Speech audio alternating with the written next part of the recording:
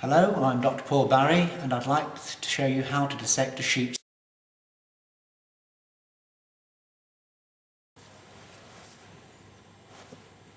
Right, and the heart you can see in front of you is a sheep's heart, very similar to the size of a human's heart, around about the size of the fist.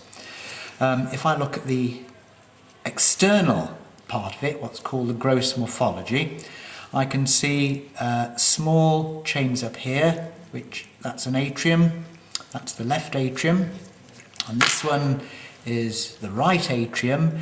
These atria are smaller than the ones that I would have in human beings.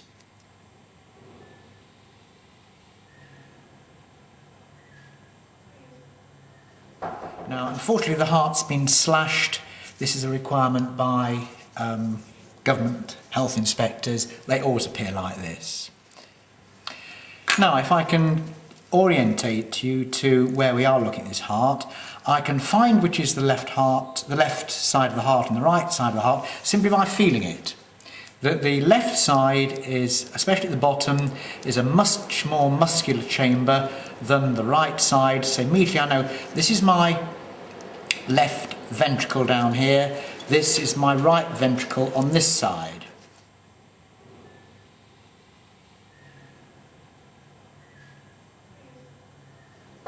And just above this slit here, coming out of this blood vessel when I find the opening, unfortunately butchers also slash off most of the tops of them. And I've got this blood vessel coming out at the back. That will be the aorta, which will branch outwards, come downwards, and there'll be branches off going to the arms and also up to the brain.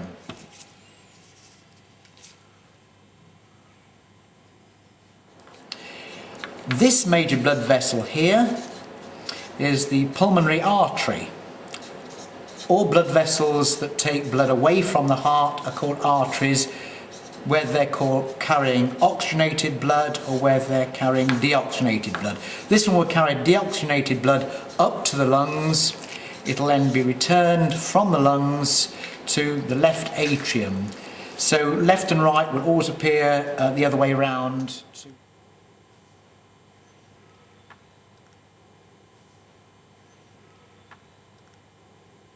Now, if I look at the outside, this is a particularly healthy sheep. All these are blood vessels, which are branches coming from the aorta, the main artery leaving the heart, and they're branches of the coronary artery. The heart tissue receives absolutely no oxygen supply from the blood flowing through inside it.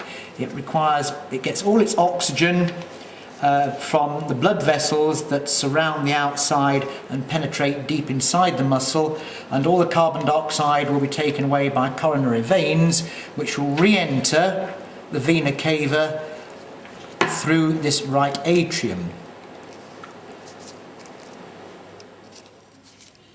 And these are all branches of the coronary artery.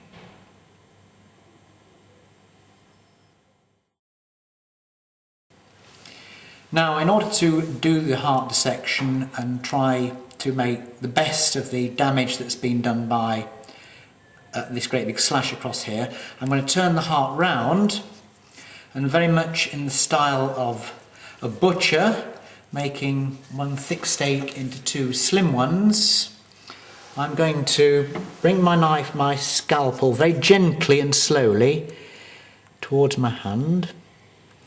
And then I'm going to, for safety, place my hand flat upon the heart and bring the scalpel gently round, moving in a bit deeper, but keeping my thumbs and fingers out of the way. I'm going to turn it round now and try cutting away from myself, again keeping my hands as much as I can, fingers upwards.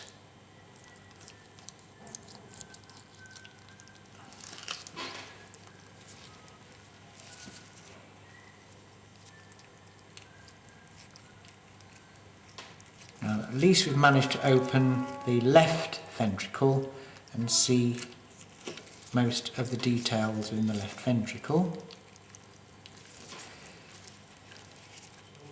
Now, here we've got the left ventricle with the extremely muscular walls. Here I've got the back of the heart showing the left ventricle with the very muscular walls.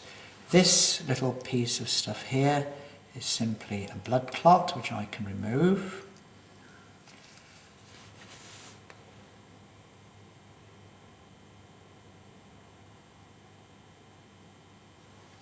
I have here several what are so-called heart strings.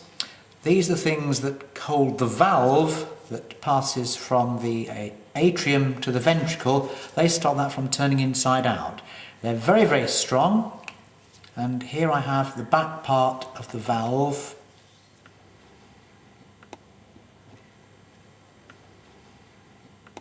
Just see the top here. The atrium, there's so much thinner that pushes the blood through into the ventricles.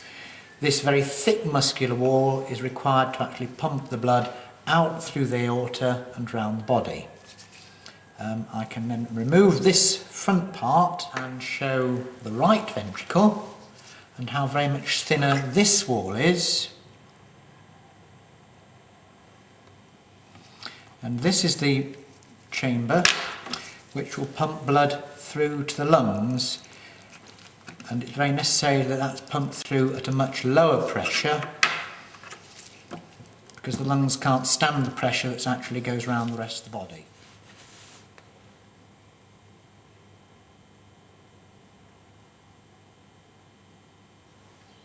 And again, I've got the same sort of valve between the atrium and the ventricle, and I can see all the little so-called heart strings that stop the valve from turning inside out.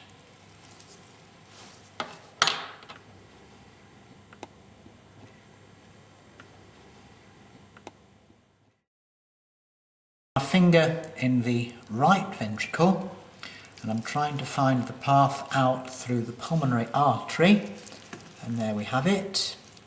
And I feel it's actually not a particularly thick blood vessel.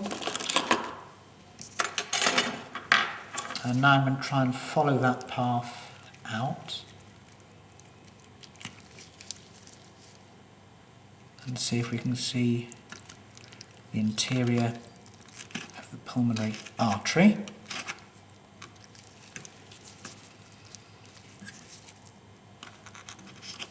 And if we find there are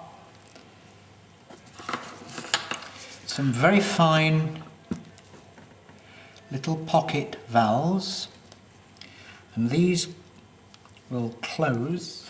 Now I've opened up the pulmonary artery, and just as it leaves the right ventricle, I can see there's some very small, thin pocket valves. These valves close when the ventricle is relaxing and prevent the blood from flowing backwards. I can then now try and follow the path of the aorta in the same way, which is tucked behind the pulmonary artery. And again, I should be able to find the same valves here. Again, I've just where the aorta leaves the left ventricle, I've got rather bigger, thicker pocket valves, and at least in the sheep there are 3 of them rather than 2. And what's most interesting is that just behind them I can find another blood vessel, and these are the entrance to the coronary artery, which will go supply the blood for the outside of the heart. But the main part of this blood vessel, much thicker than the pulmonary vein. And again, these pocket valves will all come together and close very neatly when the left ventricle is relaxing.